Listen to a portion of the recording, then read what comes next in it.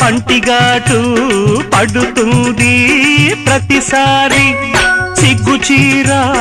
తొలగిపోయి నలుగుతుంది తొలిసారి మా పటేల మేలుకున్న కళ్ళ ఎరుపు తెల్లవారి మావ గొప్ప ఊరికంత చాటుతుంది మరి మరి ఒకసారి కసి పుడితే మరోసారి మతి చెడితే వయసు పోరు తీరాలిరా వలపు జోరు తెలాలిలే అదిరింది పిల్ల అదిరిందిలే